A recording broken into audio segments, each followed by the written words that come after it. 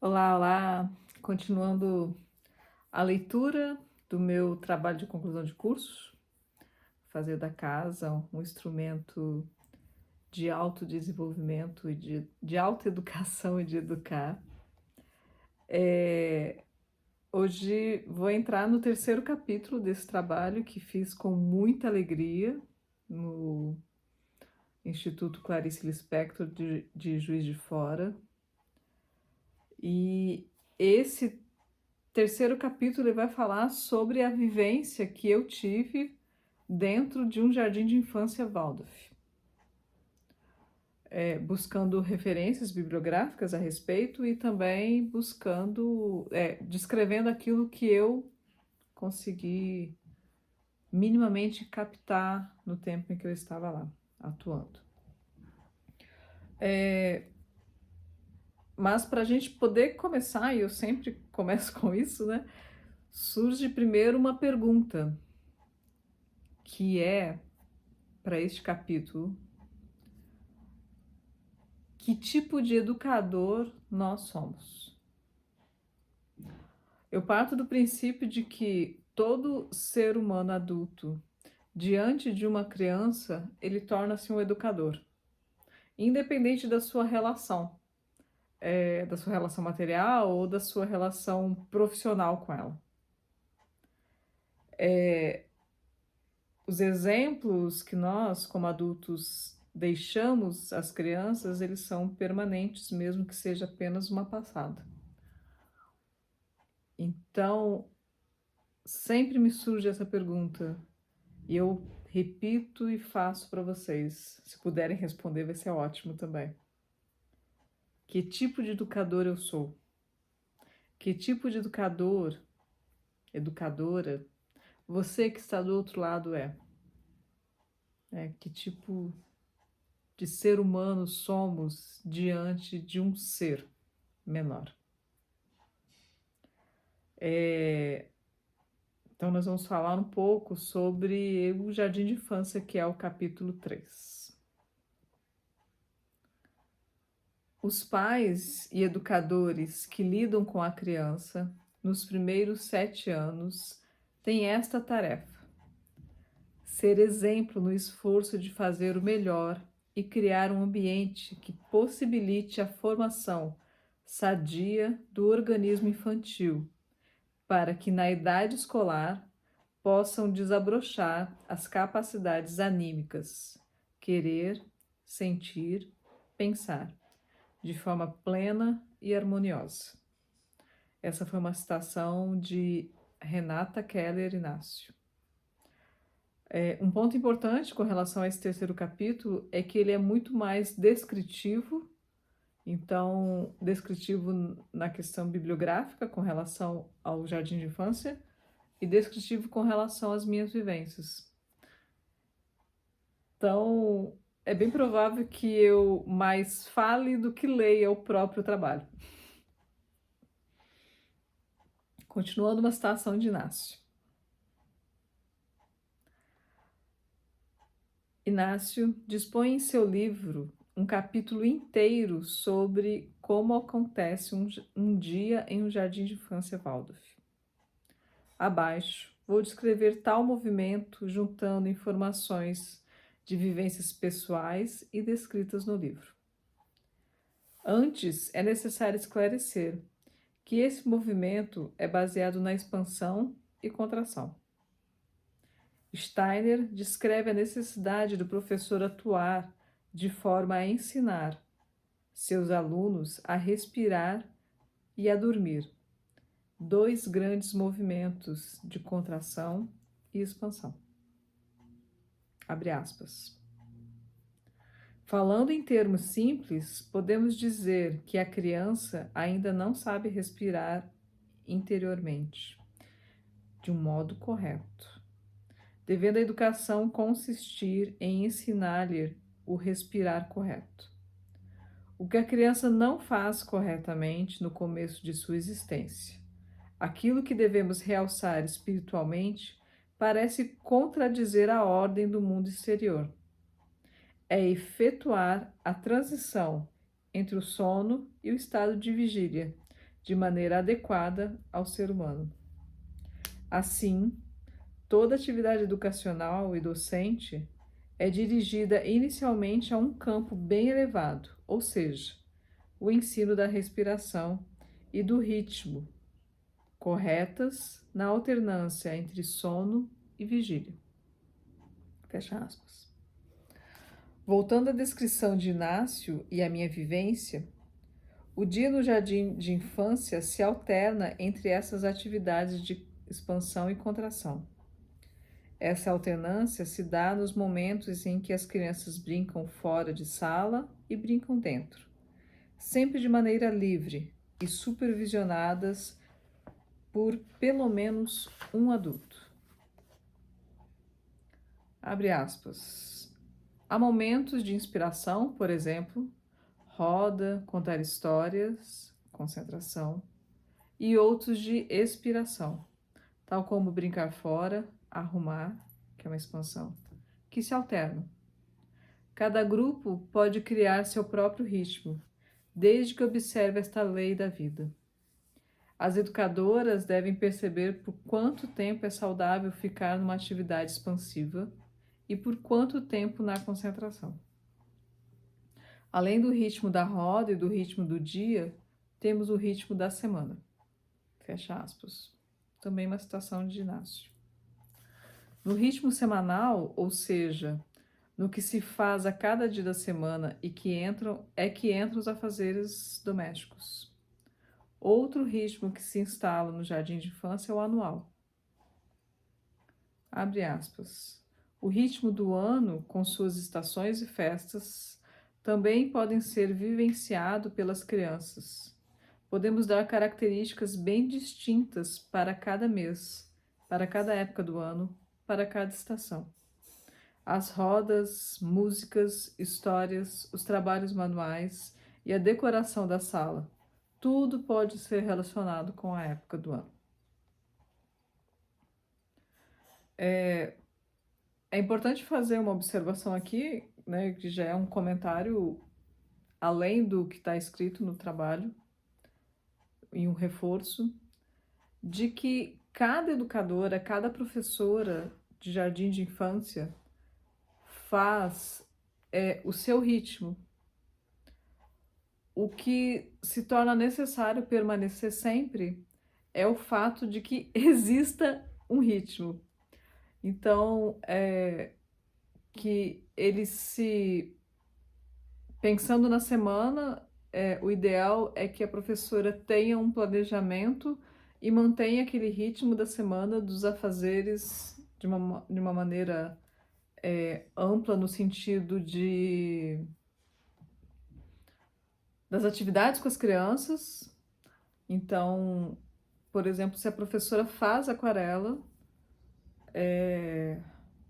eu falo se faz aquarela porque qualquer atividade que a professora, a educadora, for fazer com a criança, ela precisa ter isso muito bem vivenciado internamente. Ela precisa ter isso de uma maneira muito segura, para que possa passar isso para as crianças e para que não se torne apenas uma obrigação, mas que seja algo também prazeroso a ela. Porque a partir do momento em que se tornar prazeroso a essa professora, a partir do momento em que se tornar verdadeiro para essa professora, isso também se torna verdadeiro e prazeroso para as crianças, sem precisar falar uma sequer palavra. Não precisa falar absolutamente nada, apenas fazer. Fazer com sentido completo. Então, voltando a esse ritmo semanal, né? É importante que, por exemplo, o exemplo que eu estava colocando da professora que faz aquarela, que ela mantenha esse fazer da aquarela sempre no mesmo dia da semana. Se ela for, até mesmo os lanches, né, as comidas, até para uma organização da própria sala, até para uma questão de tranquilidade de quem está lidando com aquela sala, E aí isso também vai variar de escola para escola. Existem escolas que os lanches são coletivos, existem escolas que eu conheço, né? Que os lanches são preparados dentro da sala, existem escolas em que as famílias levam lanche. Mas existe um cardápio para aquela época. Então, assim, o cuidado que se tem com esse ritmo e com essa rotina é na escolha da fruta, por exemplo, para a época, né? A escolha da comida adequada para aquela época, para aquela região, para aquele lugar onde a pessoa está, né? Então, esses ritmos, eles são instalados na criança também com este pequeno fazer, né, dessa organização. E o que isso tem a ver com a casa? Tem a ver absolutamente tudo, porque é justamente esse tipo de ritmo que possibilita que as crianças tenham uma organização interna.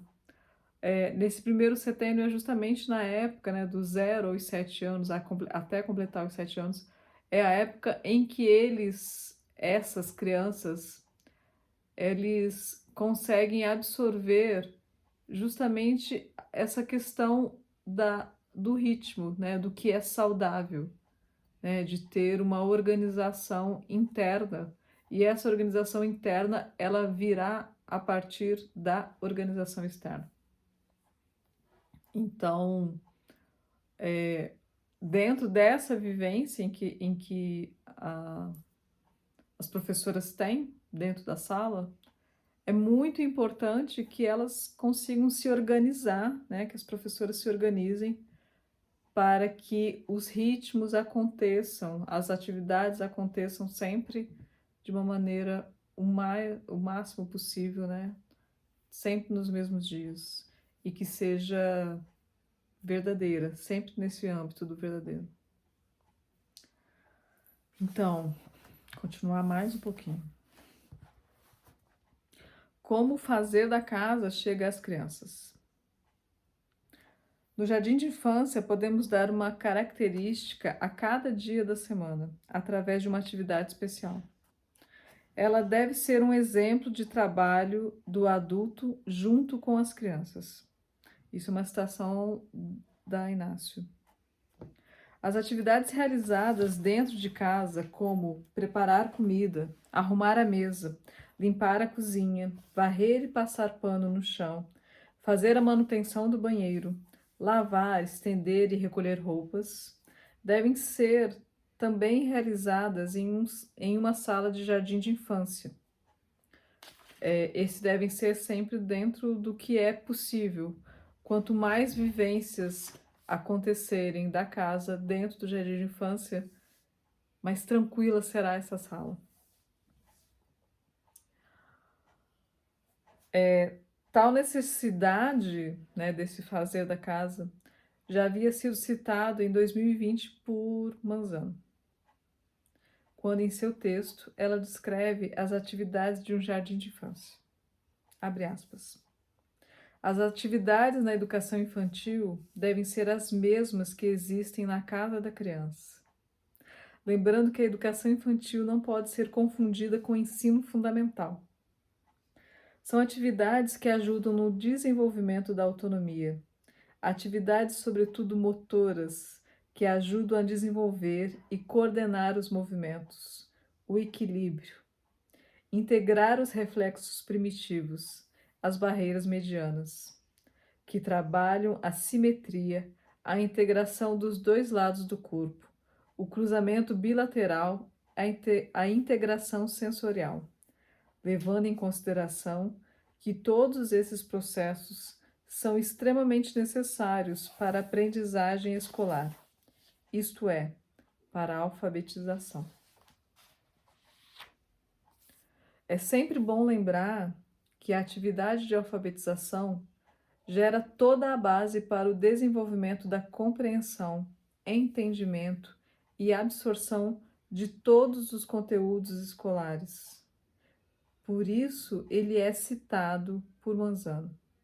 Os afazeres domésticos realizados pelo adulto em sala de aula são um alimento para essa base, pois a criança vai imitar o que o adulto fizer. É da sua natureza.